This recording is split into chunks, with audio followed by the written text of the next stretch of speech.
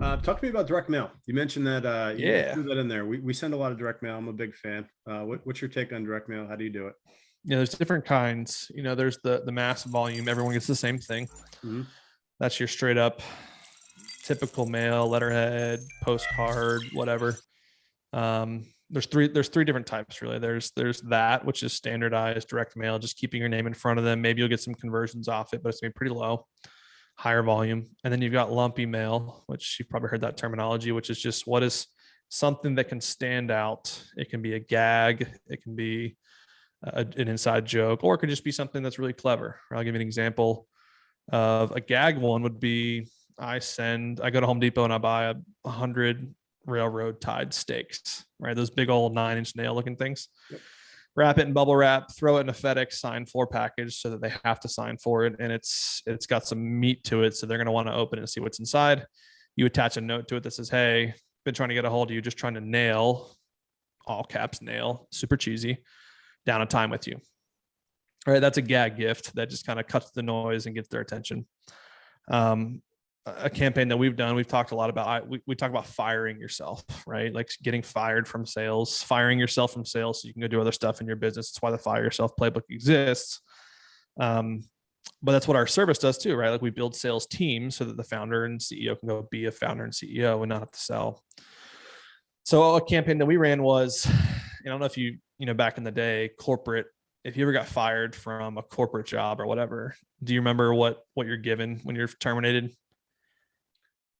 I haven't been fired, so I don't know. Most people, yeah. So most people, it's a pink slip termination letter, right? Yep. That's what they used to do back in the day. Now it's more corporate HR, all this crap. But yep. Everyone, for the most part, if you see one of those, you know what it is, even if it's not your era.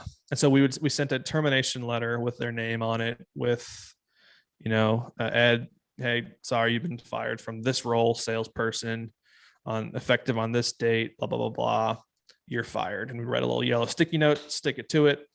Also, if you've watched any of those movies where like there's mass firings on Wall Street, you see people walking out of their office with those little banker boxes with all their shit in it, and they've got their frames of their family in there, and it's real sad. So a campaign we did was we sent them a banker box that was completely empty, except for inside it had this pink termination slip. It just had their name on it, said you're fired, had you're fired and my phone number and my email on it, and say, we want to help you make this transition out of sales. Email me or call me or whatever. So that's an example of like a lumpy mail, more clever, not a gag, but more clever. It's along a theme of a campaign. Mm-hmm. And then the top level of direct mail is giftology. There's a great book by John Ruhlin called Giftology. And it's more about creating something that's very one-to-one, unique and special gifting strategy to get their attention and build trust. So it could be something. We did a campaign where we found that this person collected vintage lunch boxes of all things. And we bidded up a $300 vintage lunchbox on eBay. We bought it. We sent a note with it and said, hey, this gift's from us. We'd love to take you out to lunch next time we're in St. Louis. Right. And of course it converted super well because it was very specific to them, highly targeted, very thoughtful, builds trust. It just gets us in the door and the opportunity. So injecting that into your process is super, super high conversion, but it comes at the cost of time and money. Absolutely. Have you read Stu Heineke's How to Get a Meeting with Anyone? Yeah. I mean, I read it a long time ago, and then I sent it to my accounts team. And back when I was running Tribe, which was my last company, which was more of an outsourced account-based sales agency. So very high, super high ticket. You had to have like a minimum annual client value of $250K to work with us. And part of what we did was a combination of cold call, cold email, and giftology / higher conversion direct mail. And that was something that I had my accounts team who was doing a lot of the strategy read, because they were trying to create some creativity on how to get meetings with some of these super high up. I mean, some of our deals were like $40 million for our clients that we were just trying to get them opportunities. Got it. And when you think about what to spend on a gift or how deep to take the attempts, what's the cap you put on there in terms of how much you're willing to spend, how deep in the hole you're willing to go in order? It's all about cost per acquisition, baby. So I personally, I'll tell you my business economics. Mm-hmm. So my average deal is about 85 grand.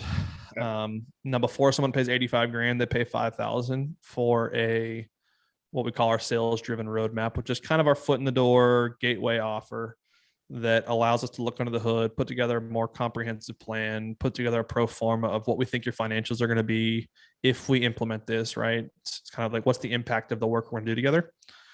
So it's $5,000. That $5,000 roadmap cost me $2,000 to deliver in terms of just labor and time. It's 2 weeks, which means for me, I want my roadmap, my $5,000 lead, to be a break-even point. So that means I have $3,000 to blow to acquire a $5,000 roadmap, because our conversion on the back end of the roadmap is 90%. And so I'm willing to pay $3,000 and wash my costs with the $5,000 product, knowing that I'm going to sell an $85,000 thing on the back end of that. And that's from going to make my money back. So my cost per acquisition is allowed to be $3,000, give or take. And so if assuming I can close a deal in one gift, I'm willing to spend $3,000 on a gift if I know it's going to convert, if I had the metrics to back that up. Unfortunately, I don't have that data as much as I know what my SDRs cost. Mm-hmm. I know how many appointments it takes for us to close a deal. I can deduct what my cost per acquisition is from my outbound efforts. Now, inbound's different, your ad spend and all that kind of, like, what's your ROAS and your cost per acquisition there from a lead perspective is different. Cheaper for us actually than my outbound team is, but surprisingly less scalable and less consistent than outbound. Got it. Okay. What CRM are you guys using these days? HubSpot. Okay. So we're a HubSpot partner now. I never cared about being a partner, but we put every client on there for so long that we used to be a pipe drive shop, but now we're a HubSpot as like our main central hub for all clients. So we use it internally. We put every client on it. We customize, integrate, automate as much as we can, build in there. And then we'll tie in some third-party tools like a data tool like a ZoomInfo or Apollo.io or PandaDoc, Proposify, your proposal software, things like that. Like all that can be integrated, but the main central hub for CRM is HubSpot.